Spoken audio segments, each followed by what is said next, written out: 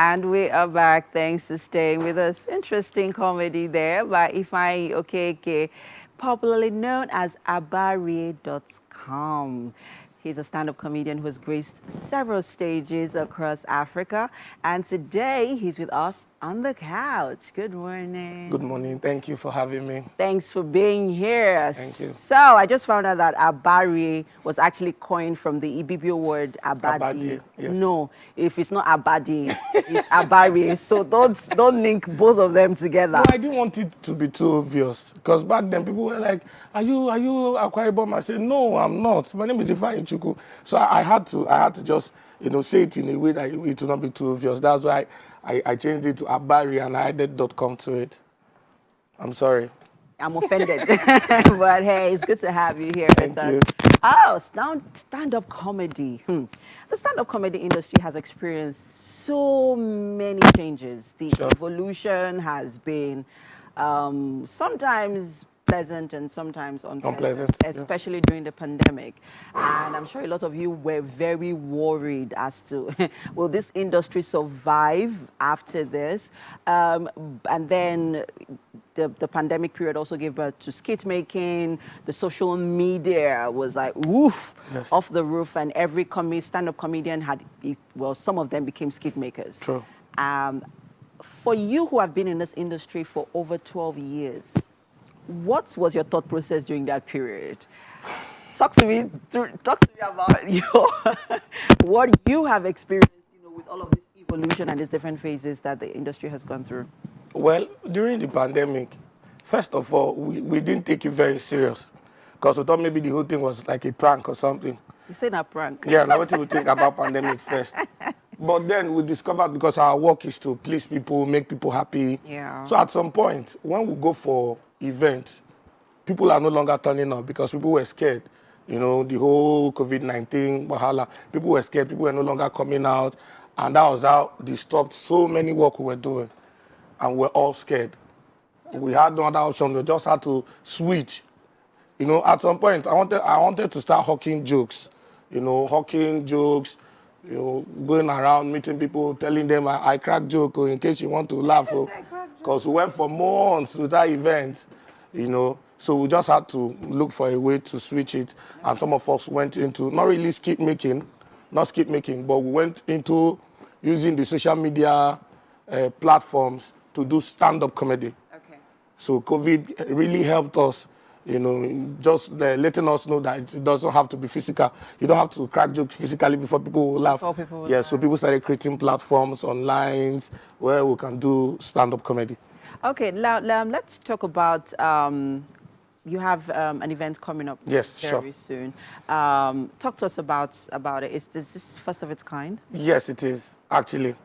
It's the first comedy show, first major project I'm doing as a stand-up comedian. Okay. I did one some time ago. It wasn't so good. Okay. So I know the counter. Okay. Yeah, so this is the first major comedy project I'm doing on the 5th of May, Terra Culture, Victoria Island, Lagos. Now let's talk about the competition in the industry because whether some of you might like to admit or not, it is there. And there's also been that support, but there's also been that competition. There have been rumors of beefs between, comedians, in the space and all of that. Let me hear your thoughts on it. What beef are you beefing in the industry? I'm not beefing anybody. Well, like you said, there are competitions, not so good ones, and then there are healthy competitions. Okay, healthy, I like that word. Yeah, there are. And then one thing you have to understand about stand-up comedy, everybody has their own crowd. Okay. If, for example, AY is doing his show at a hotel this Sunday, it will be sold out. If Basket is doing next Sunday, it will be sold out. Different crowds. Yeah. So everybody have their crowd. So if you see two comedians beefing, mostly it's not about comedy. Probably maybe something happened some time ago, they had a disagreement, and due to ego, they could not, come to terms. They will now use it and they will now say this one is beefing this one. It has nothing to do with stand-up comedy. And another thing that gives birth to things like that is just envy. Probably maybe one person is envious of the other one that, if this one crack joke, people, they laugh well. Okay. If I crack joke, I don't get the same response. So it happens. Now, hinging on that, let's talk about the response so far. Because have you met tough crowds before?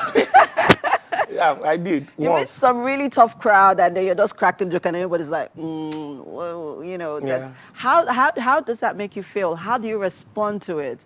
Does it make you go back and you be like, okay, maybe I should have done this better. I should have, you know, cracked it better. I don't know. Talk to me about it. I just Well, want to get I into your head. experienced it once back then in 2008. I was not doing comedy professionally then. Okay. I was still just doing it, but I went for, you know, all these praise night, praise concert. When they would say, if you have a talent you want to showcase, come and showcase your talent. So that's what I was always doing. Probably maybe I've gone for it too much. They don't already know my joke. Oh. So I came out. Same crowd. Yeah, I cracked the first one. Everybody was looking at me. I cracked the second one, everybody was looking at me. Only one girl, I think maybe she's a new member. She was just laughing at the far corner. I saw her. I said, "Ah." After my performance, I left. They were so happy I left the stage. I went outside. I sat down under the canopy. In the middle of the night, I said, God, you sure say now you coming out do this work? I be find money go learn maybe mechanic now or plumber. You know, it happens. And that helped me to, because when you meet crowds like that, Yeah. you know, you have to work on yourself. You have to look for things, trending topics, things Yeah. that people can relate to.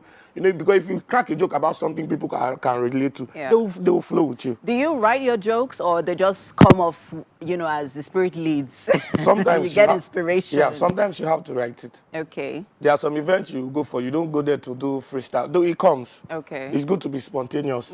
Spontaneity comes. It comes on its own. Yeah. And it comes with time and experience. But sometimes you have to write your jokes. You know, sometimes I might just get an idea about a joke.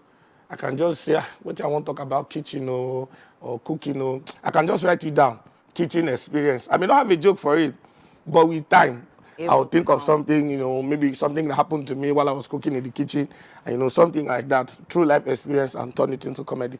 So we write jokes. We write jokes. Let's talk about social media, because it has become a tool that a lot of, well, people in the entertainment industry, in the creative industry, are using as a means of, you know, just basically, you know, getting better with their skills or with their craft, Yeah, right? true. How has this helped you as a stand-up comedian? Because I know that it's not all the time people get jobs. True. Or, you know, so how do you use it in also finding some means of, you know, survival? Well, social media, first of all, is a very good space. Because before, when you go for events, after a very wonderful performance, people will tell you, let me have your business card, let me have your card, let me have your card. Now, once you finish your performance, what you hear is, what's your Instagram handle?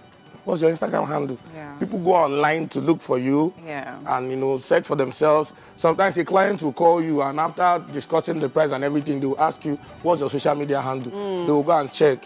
So now, wait till they see for social media. Exactly. Now they will take That's what give they, you work. yeah. So it's a very good space. And then any living through social media, like we know some social media platforms, you can monetize them. So if you have very good content, you know, you can monetize them. So while you are going for your shows physically, small thing, you enter your pocket from the other side. You sometimes feel the pressure, though, Of from the social media. Maybe some days, you know, they come as they supposed to come. the trek. Sometimes the thing go wrong, sometimes the thing go trek. Sometimes you go, they crawl. Especially people that are watching my videos on YouTube, because that's one of my most monetized page. YouTube, you can have 1 million views on YouTube and 10 people will not click subscribe. Wow. Yes, it happens. And it's based on subscription that you get those. No, not really. No, not really. It's based on the views. But when people subscribe, YouTube will recommend the video to, I agree. you know, such people and other people watching the videos they are watching. Oh, abare.com. It's been such a pleasure, you know, Thank you very having a conversation with you and, you know, getting into that comedy space. It was very nice. Thank you very much. Thanks for being here. And all the best to your events on Yes. Sunday Terror Culture. Yes. All right. We'll be there. Thank you. Okay. And, well, the show continues. I know Titi's in the kitchen right now. I should have said, it's game day. And that's happening really soon. But, hey, stay with us, guys. We'll be right back.